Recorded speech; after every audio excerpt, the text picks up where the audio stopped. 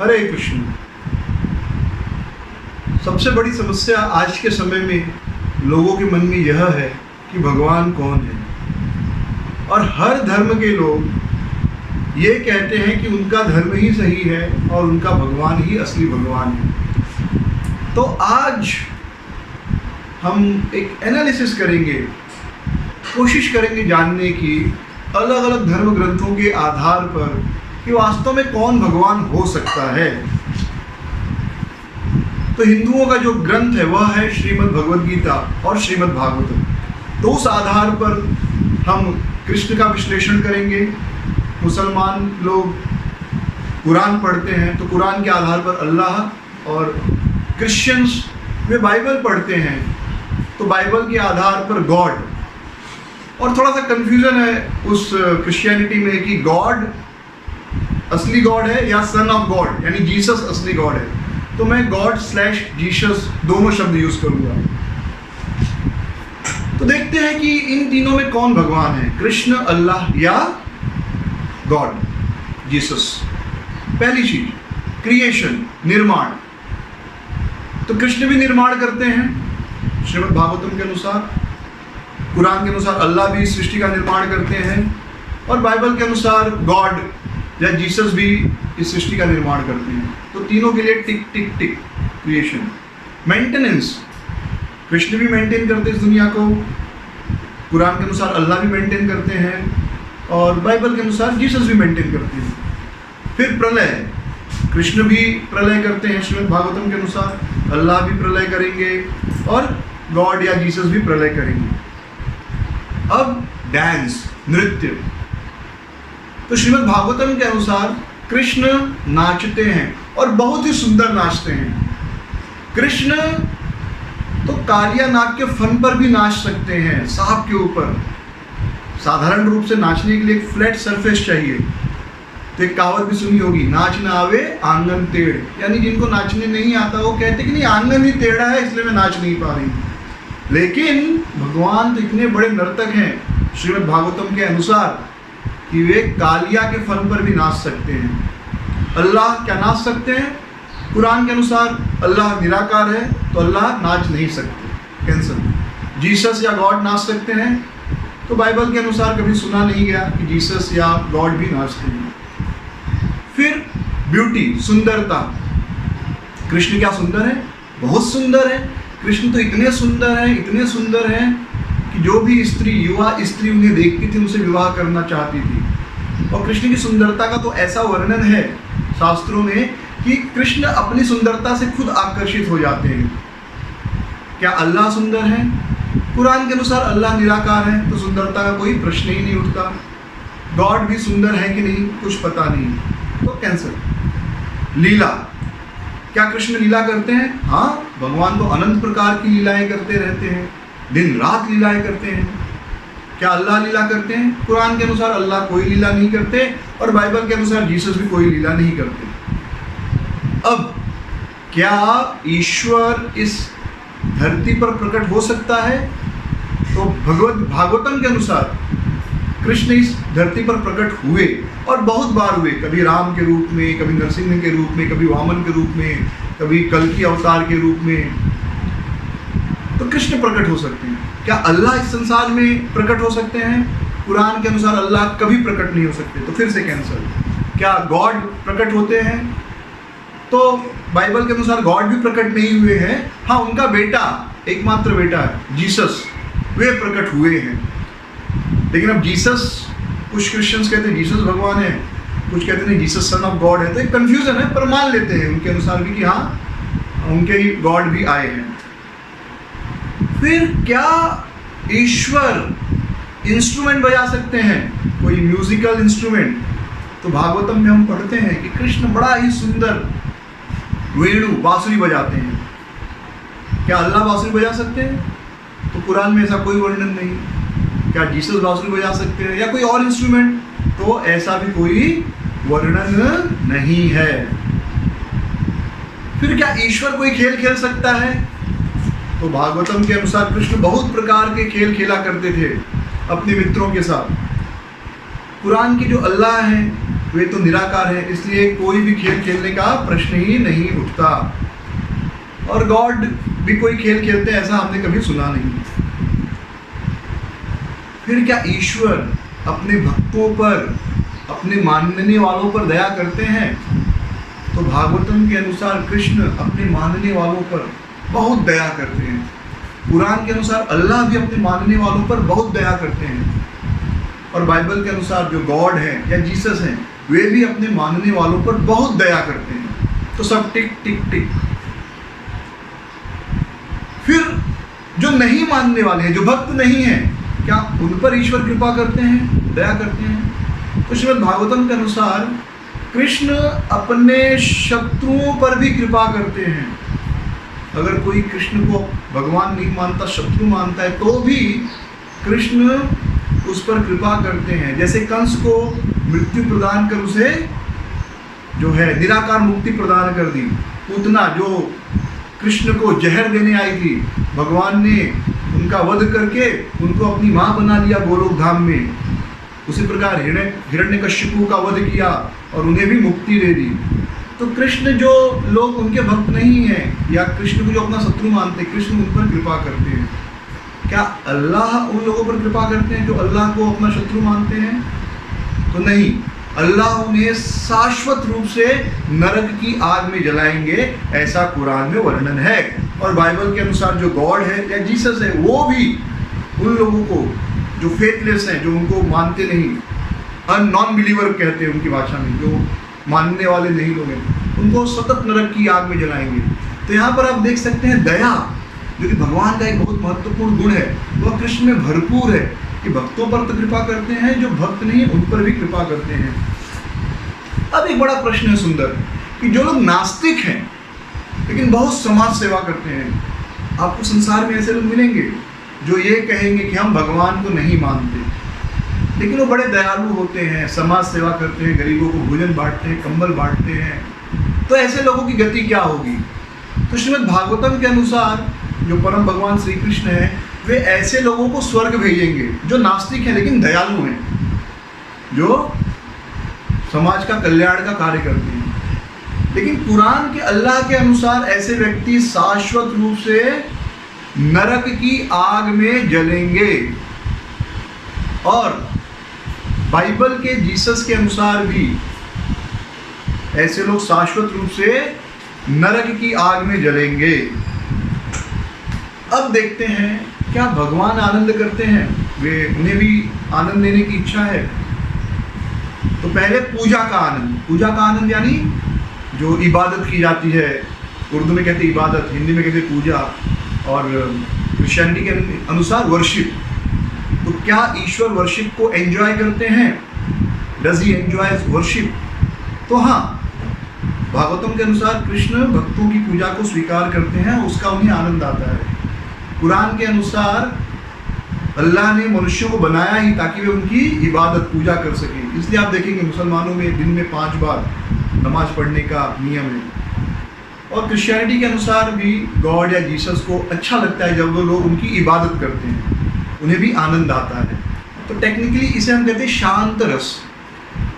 फिर क्या practical service God enjoy करते हैं, जिसे हम दास्य रस कहते हैं, यानी भगवान की सेवा करना, सर दबाना, पैर दबाना, कुछ प्रैक्टिकल सर्विस। तो श्रीमद् भागवतम के अनुसार कृष्ण अपने भक्तों की सेवा स्वीकार करते हैं। उनके जो मित्र हैं, चित्रक, पत्रक, जो भगवान को स्नान कराते हैं, मुकुट पहनाते हैं, माला पहनाते हैं। लेकिन कुरान के अनुसार अल्लाह तो निराकार है, तो उनकी ऐसी कोई सेवा की जा नहीं सकती। और बाइबल के अनुसार भी ऐसी कोई सेवा गॉड या जीसस की नहीं हो सकती। फिर और एक आनंद है जिसे कहते हैं साख्य रस, यानी मित्रता वाला सुख। तो क्या भगवान मित्रता वाला सुख एंजॉय करते हैं, आनंद लेते हैं? तो श्रीमद् भागवतम के अनुसार कृष्ण इस सुख का आनंद लेते हैं। उनके मित्र हैं सुदामा, श्रीदामा, जिनके साथ कृष्ण खेलते हैं, आनंद करते हैं। और अर्जुन, जिनको भगवान ने भगवद गीता सुनाई, उनके मित्र हैं। लेकिन कुरान के अनुसार अल्लाह का कोई मित्र नहीं हो सकता। अल्लाह किसी को अपना मित्र नहीं बनाते, क्योंकि वो बड़े हैं ना, बहुत बड़े हैं, तो आई थिंक ईगो प्रॉब्लम होगा, तो किसी को अपना मित्र नहीं बनाते। और बाइबल के अनुसार भी वे किसी को जो जीसस है वो उनका भी कोई मित्र नहीं। फिर वात्सल्य, क्या ईश्वर को माता पिता का सुख लेने की इच्छा है? तो श्रीमद् भागवतम के अनुसार कृष्ण माता पिता का सुख प्राप्त करने की इच्छा रखते हैं, पर कुरान के अनुसार अल्लाह तो निराकार है और कोई उनके बराबर हो भी नहीं सकता, ना उनसे कोई बड़ा है। तो जो है अपना स्टेटस को मेंटेन करने के लिए अल्लाह किसी को अपना माता पिता के रूप में स्वीकार नहीं करते। और बाइबल के अनुसार भी गॉड का कोई माता पिता नहीं है। तो ऐसा नहीं कि कृष्ण का भी कोई माता पिता है, कृष्ण भी किसी के बच्चे नहीं है, लेकिन कृष्ण उस सुख का आनंद लेने के लिए किसी को अपना माता पिता चुनते हैं। So that is the difference.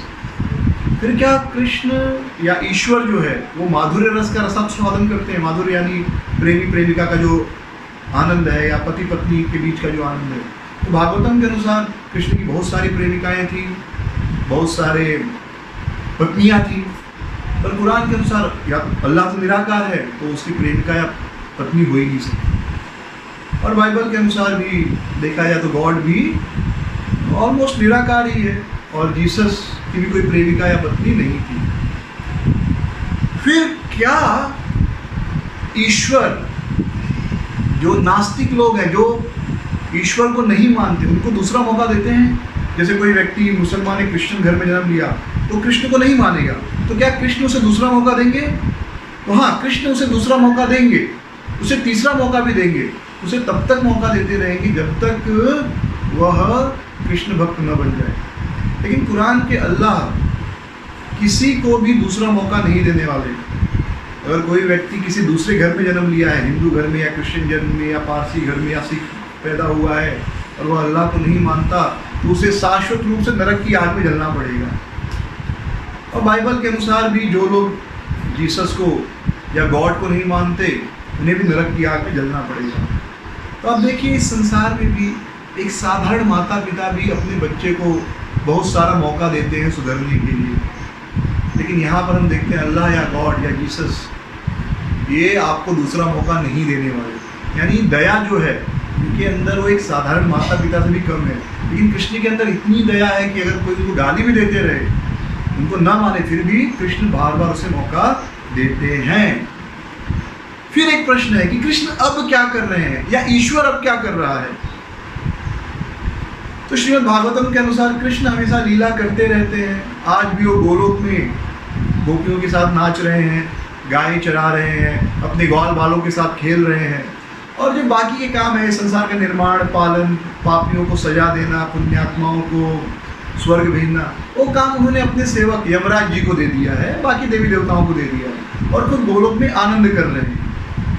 Quran के अनुसार कोई पता नहीं, कुछ पता नहीं कि अल्लाह इस समय क्या कर रहे हैं। उन्होंने सृष्टि का निर्माण किया, मनुष्यों का निर्माण किया और कुरान दे दी, और यह कह दिया कि अगर आप पाप करोगे तो आपको मैं नरक में हमेशा के लिए जलाऊंगा, और अगर आप अच्छे कर्म करोगे तो आपको स्वर्ग भेज दूंगा।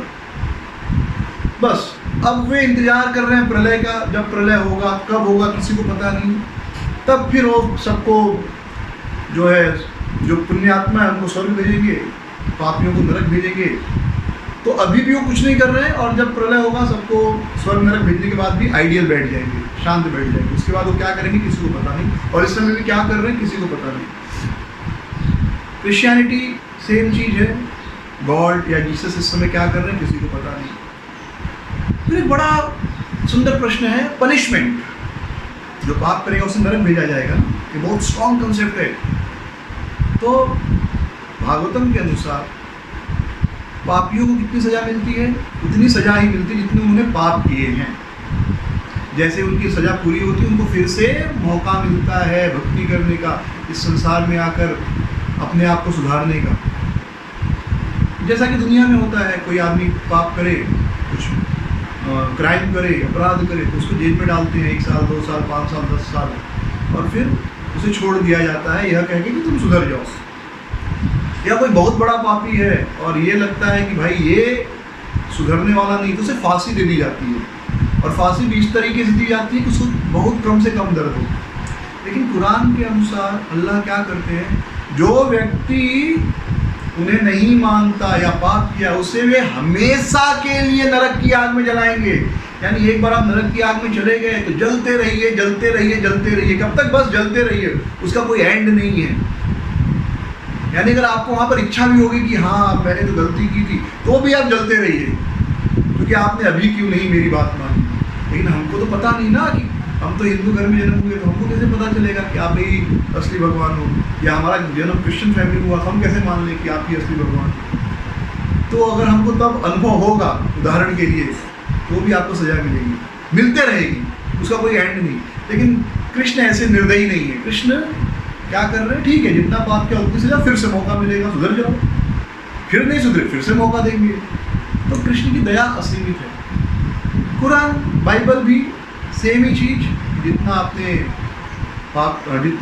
पाप करो या कुछ भी करो, अगर आप क्राइस्ट को नहीं मानते, जीसस को नहीं मानते, तो आपको भी नरक की आग में हमेशा के लिए जलना होगा।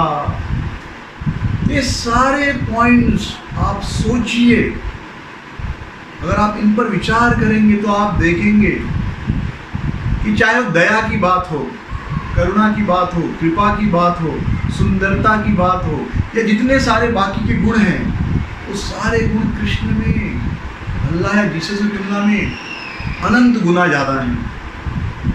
और अल्लाह जो हैं वे, अल्लाह और जीसस जो कर सकते हैं वो कृष्ण कर सकते हैं, लेकिन कृष्ण जो कुछ कर सकते हो अल्लाह नहीं करते या जीसस नहीं कर सकते। जैसे नाचना हुआ, बांसुरी बजाना हुआ, तो ये सब काम अल्लाह या कृष्ण, अल्लाह या जीसस नहीं कर सकते, लेकिन अल्लाह या जीसस बाकी के काम जैसे क्रिएशन मेंटेनेंस, वो काम कृष्ण कर सकते हैं। तो अगर हम न्यूट्रल होकर बिना पार्शियलिटी के एनालिसिस करेंगे तो हम ये पाएंगे कि कृष्ण ही भगवान हो सकते हैं। तो कोई व्यक्ति कहेगा ये तो आप श्रीमद् भागवतम के आधार पर कह रहे हो, हम कैसे मान लें? मत मानिए। लेकिन यदि भगवान को जानने का पैमाना शास्त्र है, क्योंकि ना कृष्ण को किसी ने देखा है, यानी आज की जनरेशन में, और अगर किसी ने देखा तो हमें पता नहीं कि किसने देखा है। ना कृष्ण को किसी ने देखा है, ना अल्लाह को किसी ने देखा है, ना गॉड को किसी ने देखा है। उन्हें जानने का एकमात्र तरीका शास्त्र है। तो शास्त्रों के आधार पर ही मैंने एनालिसिस किया, और उस आधार पर हम पाते हैं कि कृष्णस्तु भगवान स्वयं, कृष्ण ही भगवान हो सकते हैं। उनके पास ही अनलिमिटेड ब्यूटी है, अनलिमिटेड कृपा है, अनलिमिटेड दया है, अनलिमिटेड प्रेम है, और एंजॉइंग कैपेबिलिटी भी अनलिमिटेड है। Thank you. हरे कृष्णा। अगर आपको ये वीडियो पसंद आया हो तो प्लीज़ हमारे चैनल को लाइक, शेयर और सब्सक्राइब ज़रूर कीजिए। हरे कृष्णा।